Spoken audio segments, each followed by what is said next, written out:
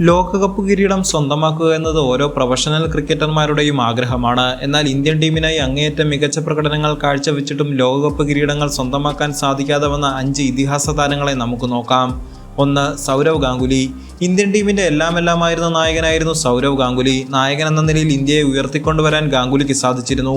പക്ഷേ നിർഭാഗ്യവശാൽ ഒരിക്കൽ പോലും ലോകകപ്പിൽ മുത്തമിടാനുള്ള അവസരം ഈ താരത്തിന് ലഭിച്ചില്ല. നായകൻ എന്ന നിലയിൽ 2003 ഏകദിന ലോകകപ്പിൽ ഇന്ത്യയെ ഫൈനലിലെത്തിക്കാൻ ഗാംഗുലിക്ക് കഴിഞ്ഞു. പക്ഷേ ഫൈനലിൽ 125 റൺസിന് ഓസ്ട്രേലിയയോട് ഇന്ത്യ പരാജയപ്പെടുകയായിരുന്നു. 2. മുഹമ്മദ് അസറുദ്ദീൻ. മുൻ ഇന്ത്യൻ താരമായ മുഹമ്മദ് അസറുദ്ദീനും ഈ ലിസ്റ്റിൽ ഇടം പിടിച്ചിരിക്കുന്നു. 30 ലോകകപ്പ് മത്സരങ്ങൾ കളിച്ച അസറുദ്ദീൻ 826 റൺസ് ഇന്ത്യക്കായി സ്വന്തമാക്കിയിട്ടുണ്ട്. 1992 ലോകകപ്പിലായിരുന്നു ഇന്ത്യൻ ബാറ്റിംഗ് നിരയുടെ നട്ടെല്ലായി അസറുദ്ദീൻ മാറിയത്. പക്ഷേ ഇത്ര മികച്ച പ്രകടനങ്ങൾ ടീമിനായി കാഴ്ചവെച്ചിട്ടും കിരീടം സ്വന്തമാക്കാൻ അസറുദ്ദീന് സാധിച്ചില്ല. ഇന്ത്യയെ 1992, 1996, 1999 എന്നീ 3 ലോകകപ്പുകളിലും നയിച്ചത് അസറുദ്ദീനായിരുന്നു. 3. രാഹുൽ ദ്രാവിഡ്. ഇന്ത്യയുടെ വൻമതിലായ രാഹുൽ ദ്രാവിഡാണ് ഈ ലിസ്റ്റിൽ വരുന്ന മറ്റൊരു താരം.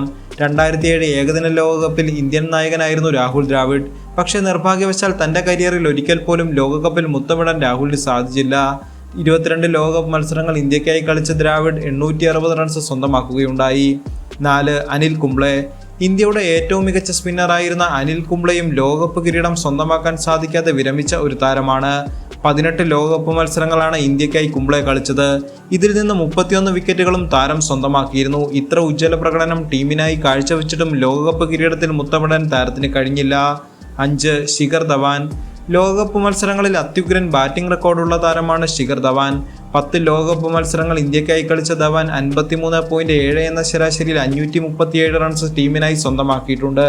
പക്ഷേ ഇത്ര മികച്ച പ്രകടനം നടത്തിയിട്ടും ലോകകപ്പ് കിരീടം സ്വന്തമാക്കാൻ സാധിക്കാതെ ധവാൻ വിരമിക്കുകയായിരുന്നു.